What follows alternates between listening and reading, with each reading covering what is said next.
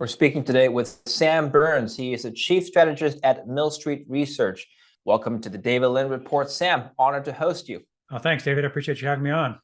Sam, let's go over some of the biggest topics regarding our economy. When are we getting a recession? If we're not already in one, how bad could it be? And when are we getting a recovery? Let's start with your assessment of the top 2 or 3 risks that investors are facing today, which could potentially bring down the equity markets even more. That's right. I think right now, the problem is not maybe as people had anticipated, late last year, we'd be in recession right now. It's actually that the economy is still holding up a little too well, particularly the labor market and inflation data. So I think the risks right now are that the Fed will be kind of pushed into raising rates even further than they already have and kind of over tighten, kind of overstep, as far, what they should be doing on interest rates, and that will then, later, 6 to 12 months later, cause more of a slowdown than would be otherwise maybe necessary. But I think the economy still has a decent amount of kind of momentum coming into the year. Certainly the January data looked like that. And I think we will start to slow, but I don't think we're in any danger of an imminent recession. I think it'll be more of either a late 23 or 24 topic before we really get there. I think their concern now is that interest rates and monetary tightening are going to, become go overboard and get too aggressive. I think that's the risk that the equity markets are pricing right now.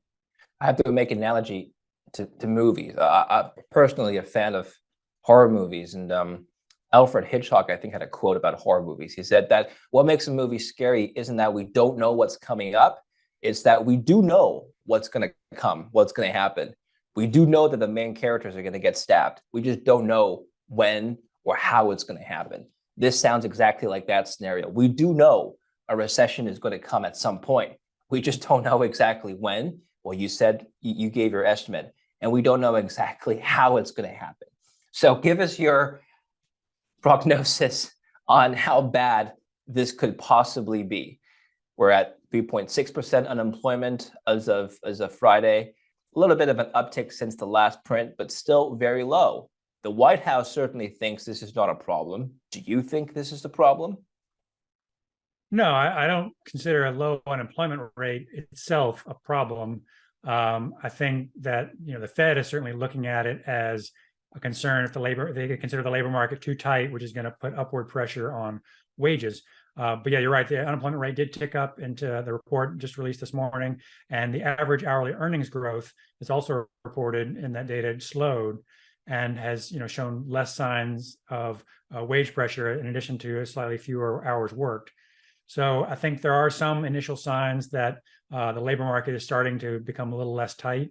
And we saw the initial weekly jobless claims yesterday show an uptick, meaning there's been a slight increase in the number of people collecting unemployment insurance. So at the margin, there are signs already that the labor market might be getting a little less tight. So I think the question for the Fed is really how far does that have to go before they will consider the inflation pressure from the labor market to be moderate enough to stop raising rates.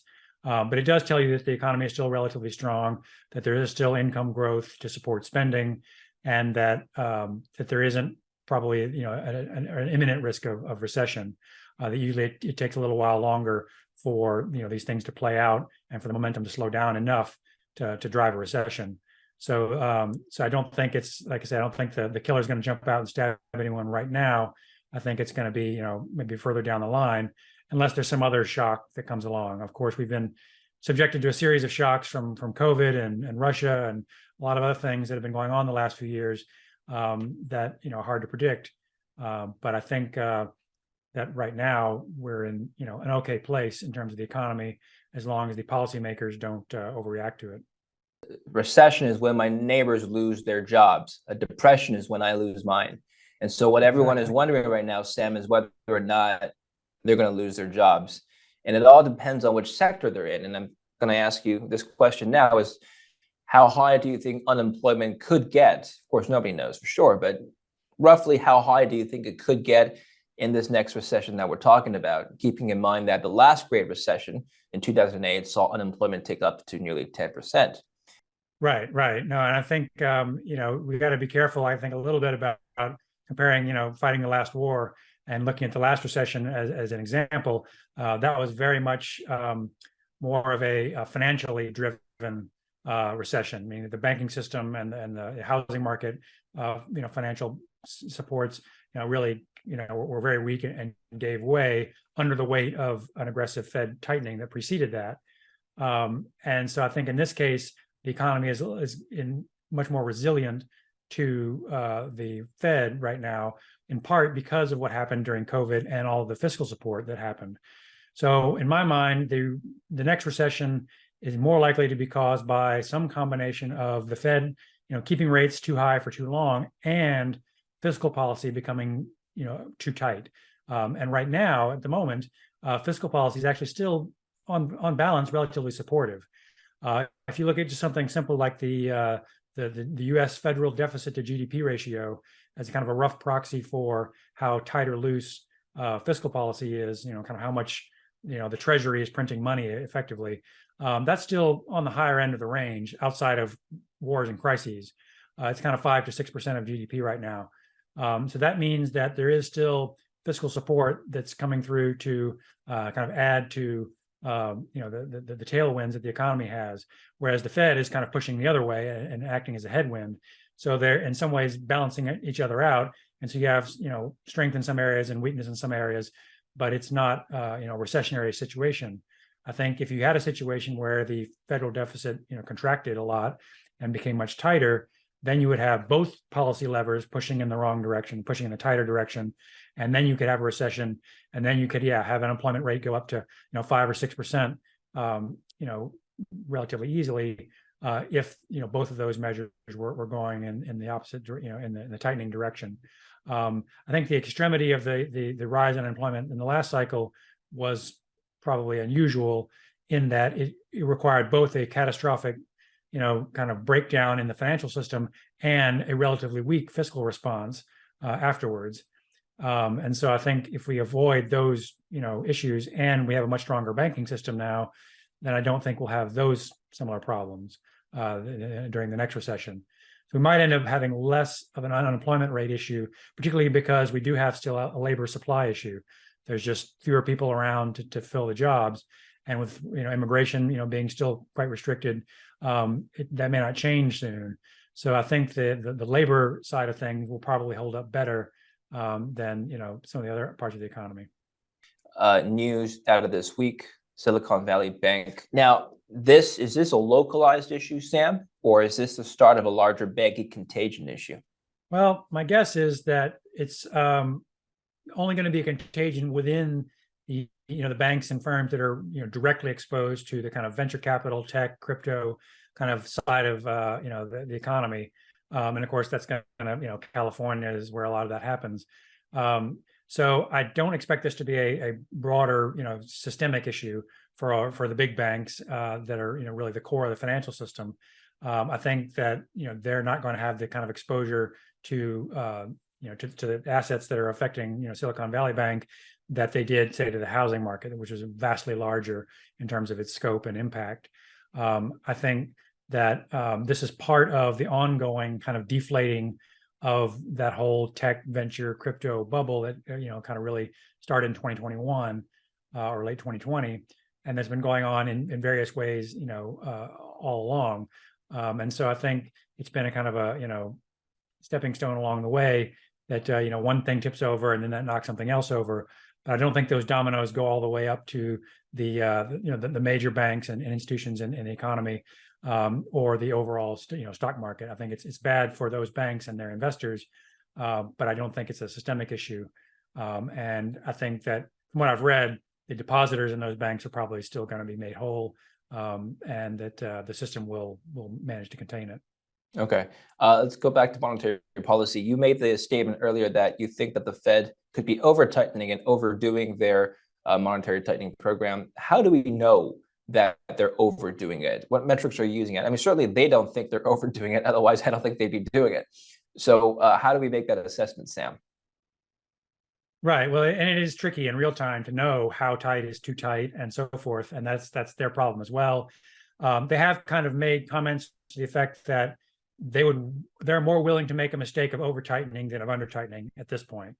And a lot of that has to do with their kind of public, opinion and the credibility, and trying to, kind of compensate for the fact that maybe they were a little late to, start tightening in, 2021, early 2022, when inflation was already rising, because they had 20 or 30 years of inflation that was almost too low, that they were willing to allow some inflation for a little while, and now it's maybe gotten, a little ahead of them.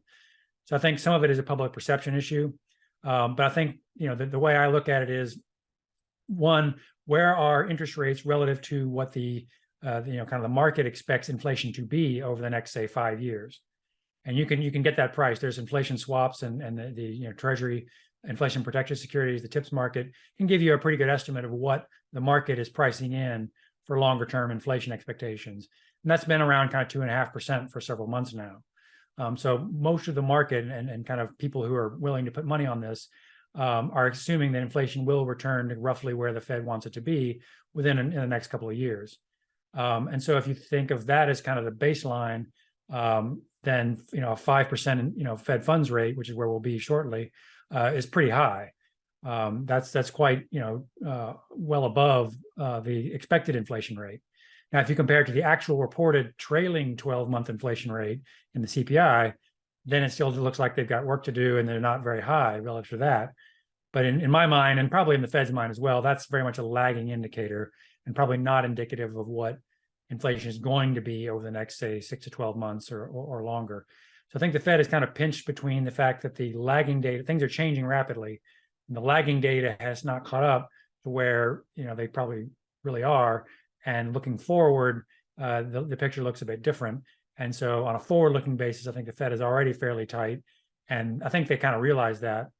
And if you look at their economic projections data, their dot plots and things they put out every quarter, those show that the long run expectations for where they think interest rates will settle down after things have all the ups and downs have been smoothed out, that kind of 2.5% is where they think the Fed funds rate will probably kind of normalize eventually. So if you're at 5% here shortly, you're well above where they think normal rates should be, given the long run productivity and population growth. So that tells us that we're well on the high side of normal, and so maybe we get a little tighter, but going to 6 or 7% would be extreme in my view, and that's there are people talking about that. But I think as long as we avoid that, another quarter point or two is not going to make a big difference. But I think the market is anticipating that rates will come down sometime starting next year, and that we'll get closer to that 3 to 4% kind of range. It would be more typical. 6 to 7% would be extreme. What would prompt them to take such an extreme stance?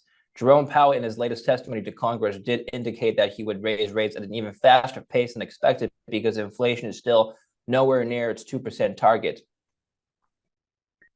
Yeah, that's right. And I think that's where they're kind of getting almost pushed to stay hawkish and say that they'll keep raising rates as long as that kind of trailing CPI or PCE data still looks high. Looks like it's in the 4, 5, 6% range. That's still too high for them to claim victory. And so I think that they're kind of obliged to say things like that until they see the data really start to slow down. Now, if you look at over the last, say, even 6 months, the data isn't nearly that scary. A lot of that is still capturing high readings from early 2022, when you still had the Russia's invasion of Ukraine distorting things. You still had a lot of the post-COVID impact still in the data. So I think as that data, as the trailing 12-month figures start to kind of move forward and drop some of that really volatile data from early 22 out, then I think the numbers will look a little better, and the Fed will have less pressure on it to kind of keep that that kind of extreme view in play. But I think for now they're kind of forced to show their resolve and say that they're not going to give up the inflation fight and kind of keep that story going, even if in reality it's probably going to wind up being maybe 2, maybe 3 more quarter point hikes, and then they stop. They have to keep that option open to avoid the perception that they're letting the inflation run wild. What's your estimate for the next meeting coming up in later in March? 25 basis points or 50 basis points? Well, based on what the employment data we saw today, and the unemployment claims data, and kind of the way things are looking, My guess is that they'll stick with a 25 basis point hike. And if there is any kind of worries about, banks, getting hit, lately, that would be just one more incremental reason to maybe not, go to 50. I think the market's kind of split on that right now for 25 or 50. My guess is they'll stick with 25, but it might be a close vote. Yeah, they are split on that. You're right. The CME Fed Watch tool indicated that. So if they do stick with 25 basis points, then whatever Powell was saying last week at the testimony was just blah blah, and more posture than anything else. But we'll see what happens, Sam. Finally, I want to talk about asset classes and asset allocation. Let's talk about equities first. How well do you think equities will survive in this high interest rate environment, keeping in mind that even if rates stay elevated at 5%, this is not unprecedented. Interest rates have been higher before.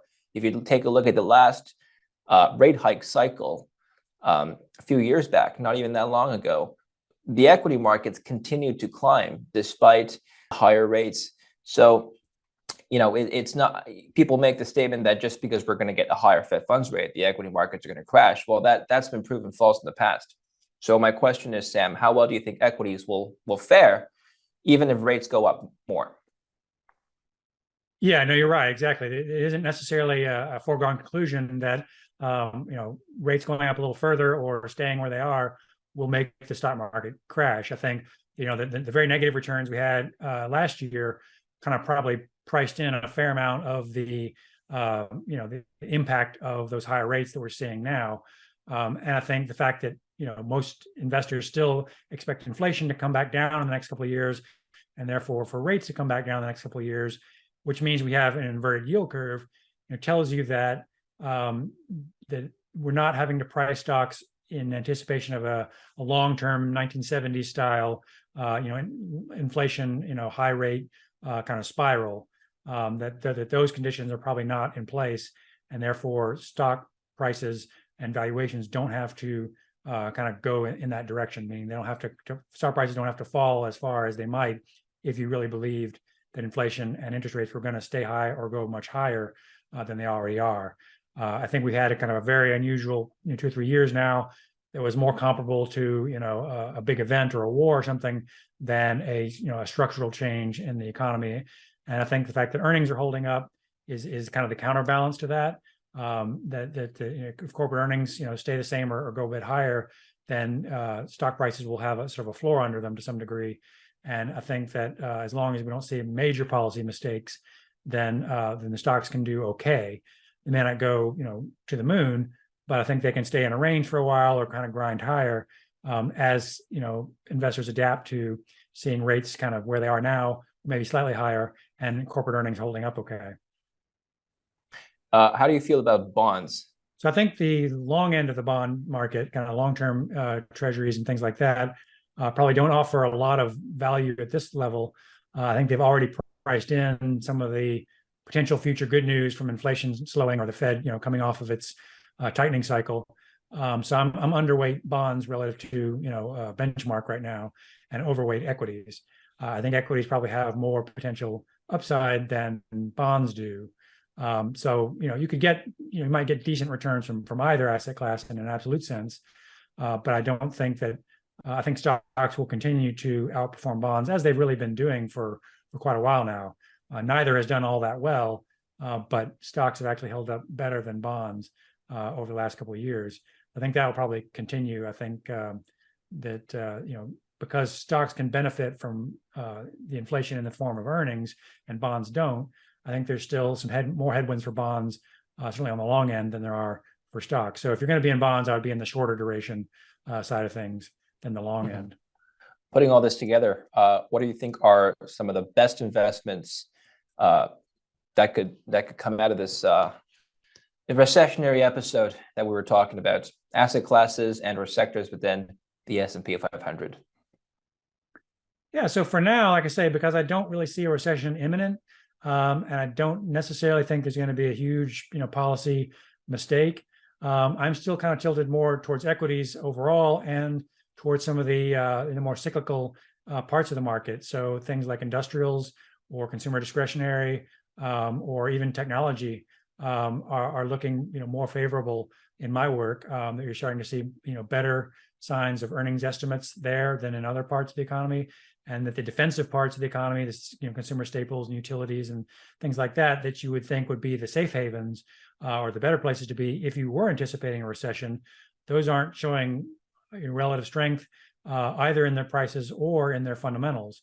So I think that there's still enough tailwinds for now to stay on the more cyclical side of sectors and industries within the equity market and the equity market overall relative to fixed income.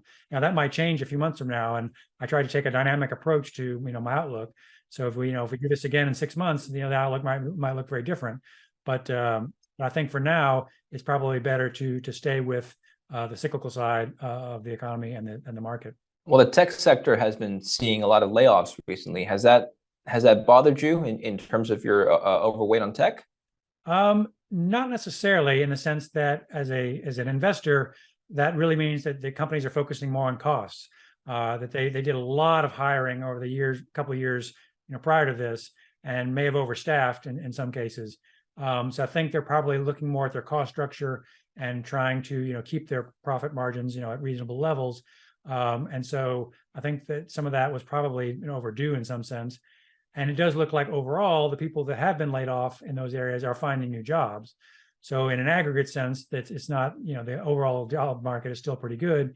And that those sectors that may have overstaffed, in past years are kind of just coming back to where they maybe should be and bringing their cost structure down a bit. So to me, looking at it from an investment and kind of earnings side of things, it's actually, if anything, probably a good sign and certainly not a bad sign at this point. That it's not so extreme that you think that the wheels are falling off. I think it's more of a rationalization of cost structure now. All right. Thank you for your analysis, Sam. And finally, where can we learn more about your work? Sure. So, certainly the easiest thing to go is to millstreetresearch.com. You can see samples of all the work. And you can also find a link to the weekly roundup report that I publish every week. It's $50 a month for investors who want a kind of a slice of what I do for the institutional investors that I serve.